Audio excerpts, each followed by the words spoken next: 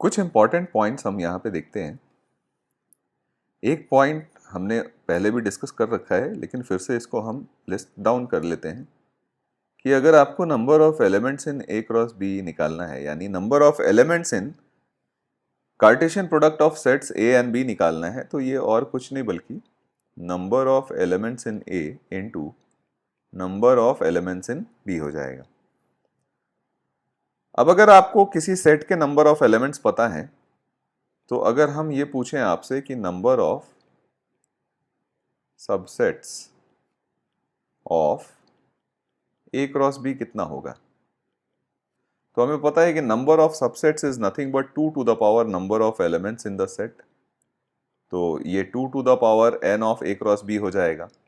और अभी अभी हमने देखा कि n of A cross B is nothing but n of A into n of B. ठीक है, तो ये दो रिजल्ट हैं, काफ़ी यूजफुल हो जाते हैं हमें क्वेश्चन सॉल्व करते समय। ठीक है, तो आइए कुछ एग्जांपल्स कर लेते हैं इससे रिलेटेड। क्वेश्चन ये है कि लेट अस से अगर हमारे पास ए क्रॉस बी दिया हुआ है, ए क्रॉस बी दिया हुआ है और ये दिया हुआ है हमारे पास A comma X, A comma Y, then we have B comma X and B comma Y. तो क्वेश्चन आपसे पूछ रहा है कि फाइंड ए एंड बी, यानी आपको सेट ए और सेट बी बताना है।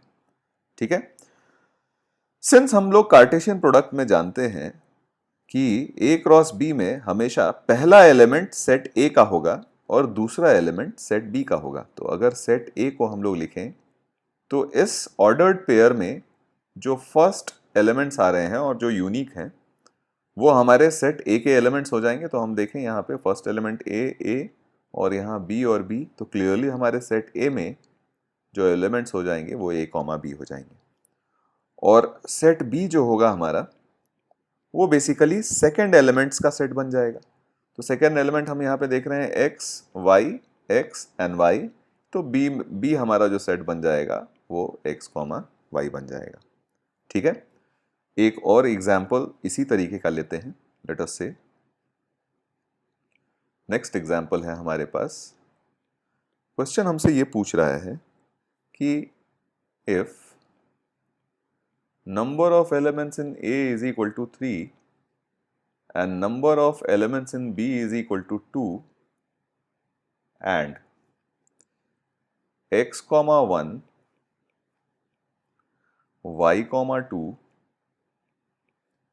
and z comma 1 are in A cross B।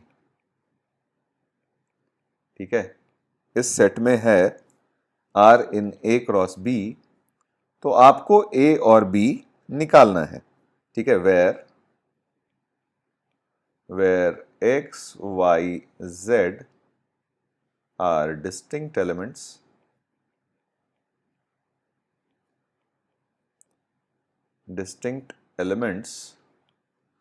तो आपको निकालना है फाइंड ए एंड बी। ठीक है, ए और बी आपको निकालना है यहां से। आइए सॉल्व करते हैं इसको। ठीक है, तो जैसा कि अभी अभी हमने बात करा कि कभी भी कार्टेशियन प्रोडक्ट में फर्स्ट एलिमेंट हमेशा हमारा सेट ए का होता है और सेकंड एलिमेंट हमारा सेट बी का होता है, अगर हमने Cartesian product A cross B लिया है तो। अब यहां पे क्वेश्चन में हमें प्रोवाइडेड है कि number of elements in A 3 है और number of elements in B 2 है। तो अगर हम सेट ए की बात करें तो सेट ए क्रॉस बी में जो एलिमेंट्स हैं उसके फर्स्ट एलिमेंट से बना हुआ सेट मिलेगा आपको।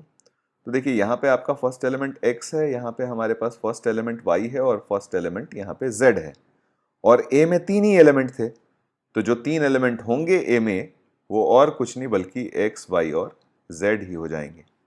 ठीक है, बात अगर सेट बी की हो रही है तो सेट बी में हमारे पास बेसिकली सेकंड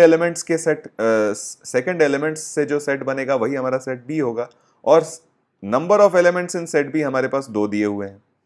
तो यहाँ पे सेकंड एलिमेंट जो आपको दिख रहे हैं वो है 1, 2 एंड 1, तो क्लियरली हम कह सकते हैं कि हमारा सेट बी जो हुआ होगा वो और कुछ नहीं बल्कि उसमें एलिमेंट्स जो हो जाएंगे वो 1 and 2 हो जाएंगे, and this will be our final answer of this question.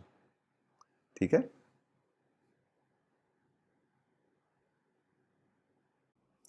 एक और एग्जांपल लेते हैं हम यहाँ पे। क्वेश्चन हमसे पूछ रहा है कि the Cartesian product A cross A has 9 elements among which are found a comma b and b comma c, then find the set A and remaining elements of A cross A। तो देखिए अभी यहाँ पे interesting ये बन गया इस question में कि हमने जो कार्टेशियन प्रोडक्ट लिया है वो A क्रॉस A लिया है, यानी सेट A का सेट A से ही हमने क्रॉस प्रोडक्ट लिया है।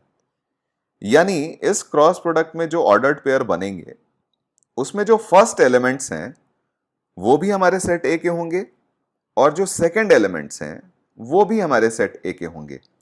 तो हमें पता है कि इस क्रॉस प्रोडक्ट में 2 एलिमेंट्स हमें दिए हुए हैं आउट ऑफ द 9 एलिमेंट्स। आपके पास ए क्रॉस बी है इस सेट का एलिमेंट और बी क्रॉस सी है इस सेट का एलिमेंट। ठीक है, आगे और भी कुछ एलिमेंट्स रहे होंगे, 7 और एलिमेंट्स रहे होंगे, ये क्वेश्चन में हमें प्रोवाइड नहीं किया गया है।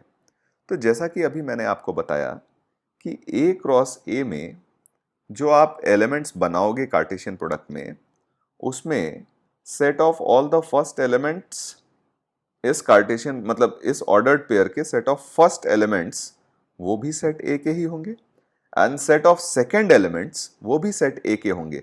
तो अगर आप ध्यान से देखो तो सेट ए के जो एलिमेंट्स हो जाएंगे, फर्स्ट एलिमेंट्स का अगर हम कलेक्शन देखें तो वो हमारे पास ए एंड बी है। तो इसमें हमारे पास ये 2 एलिमेंट्स तो ही जाएंगे ए और बी।